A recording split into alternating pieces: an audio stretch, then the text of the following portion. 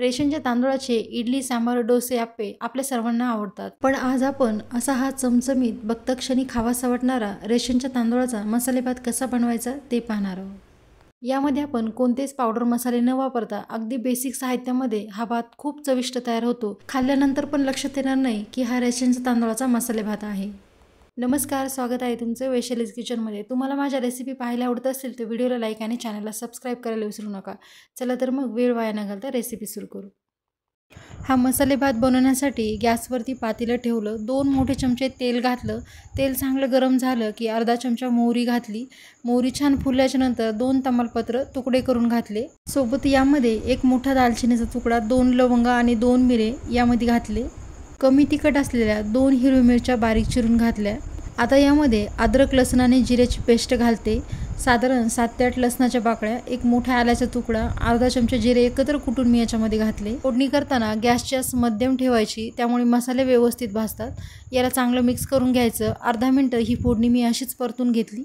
आता यामध्ये मध्यम आकाराचा टोमॅटो असा बारीक चिरून घातला। टोमॅटो आपल्याला तेलावरती चांगला सॉफ्ट होईपर्यंत परतून घ्यायचा। कुठलेच पावडर मसाले न वापरता तरी पण हा भात खूप चविष्ट तयार होतो। खाल्ल्याच्या नंतर लक्षात पण येणार नाही की हा रेशनच्या तांदळाचा भात खाल्लेला आहे। तर हा मसाले भात खूप सोप्या पद्धतीने आपण बनवत आहोत। यामध्ये आता पाव चमचा मी हळद घातली, चांगलं मिक्स करून घेते। फोडणी आपली आता तयार झाली। यामध्ये आता पाणी घालून घेते। इथे मी हे मेजरिंग कपने 3 कप इथे पाणी घातलेलं आहे। मला इथे 1 कप तांदूळ वापरायचे, त्यासाठी मी इथे 3 कप पाणी घातलेलं आहे। पाण्याला आपल्याला अगोदर चांगली उकळी आणून घ्यायची, त्यानंतर आपल्याला तांदूळ धुवून घ्यायचे। त्याकरता सुरुवातीला इथे मी पाणी घालून घेतलं। ही डब्याचं किंवा वाटीचं प्रमाण घेतलं असेल तर त्याच्या तिप्पट पाणी घ्यायचं। आता यामध्ये चवीनुसार मीठ घालायचं, चांगलं मिक्स करून घ्यायचं।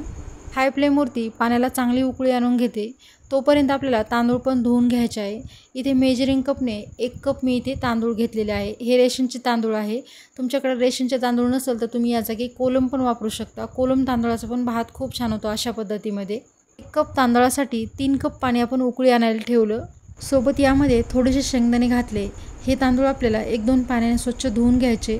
हवं असेल तर तुम्ही शेंगदाणे फोडणीत पण घालू शकता। भरपूर पाणी घालून तांदळाचा जोपर्यंत पावडर निघत नाही तोपर्यंत हे तांदूळ आपल्याला स्वच्छ धुवून घ्यायचे। 1-2 पाण्याने तांदूळ स्वच्छ धुवून घेतले। इकडे पाण्याला पण छान उकळी आलेली आहे। लगेचच याच्यामध्ये आपल्याला तांदूळ घालून घ्यायचे। पाण्याला जोपर्यंत उकळी येत नाही तोपर्यंत आपल्याला तांदूळ धुवून घ्यायचे नाही। पाण्याला उकळी यायच्या आत जर का तांदूळ धुवून ठेवले तर लगेच तांदूळ हे भिजट होतात आणि अशा तांदूळाचा मसाले भात चविष्ट तयार होत नाही। त्यामुळेच पाण्याला चांगली उकळी द्यायची, त्यानंतर तांदूळ धुवून घ्यायचे आणि लगेचच या उकळी आलेल्या पाण्यामध्ये तांदूळ घालून घ्यायचे। बारीक साईजमध्ये बटाटा कट करून पाण्यात ठेवला होता तो याच्यामध्ये घालून घेते। मस्त या मसाले भाताच्या पाण्याला उकळी आलेली आहे। 1 मोठा चमचा कसुरी मेथी हातावर चोळून घालते।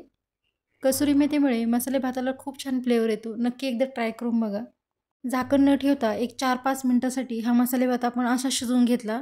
आता यावरती लो फ्लेम करायची, झाकण ठेवून एक 7 ते 8 मिनिटासाठी भात चांगला मोकळा सुटसुटीत शिजेपर्यंत याला व्यवस्थित शिजून घ्यायचं। पातेल्यामध्ये मसाले भात शिजत असल्यामुळे झाकण थोडंसं अर्धवट ठेवायचं, म्हणजे याची वाफ बाहेर निघेल आणि मसाला बाहेर येणार नाही। एक 7 ते 8 मिनिटानंतर इथे पहा तुम्ही मसाले भात आपला छान शिजलेला आहे आणि छान मोकळा सळसळीत झालेला आहे। इथे तुम्ही पाहू शकता मस्त झाला आहे। आता इथे मी संपूर्ण भात एकत्र करून घेते आणि गरमागरम हा भात तुम्ही रायत्यासोबत किंवा दह्यासोबत पण खाऊ शकता किंवा असाही छान लागतो। हा असा रेशनच्या तांदूळाचा चमचमीत मसाले भात नक्की एकदा ट्राय करून बघा। यामध्ये आपण कोणतेच मसाले घातलेले नाही। मिरची पण आपण इथे मोजकीच वापरलेली आहे, त्यामुळे लहानांपासून मोठ्यांपर्यंत हा मसाले भात आवडणार आहे। तुम्हाला माझी ही मसाले भाताची रेसिपी नक्की आवडली असेल, व्हिडिओला लाईक आणि चॅनलला सबस्क्राईब करायला विसरू नका। कमेंट पण करायला विसरू नका। चला भेटूया पुन्हा अशाच एका नवीन रेसिपीसोबत। तोपर्यंत धन्यवाद।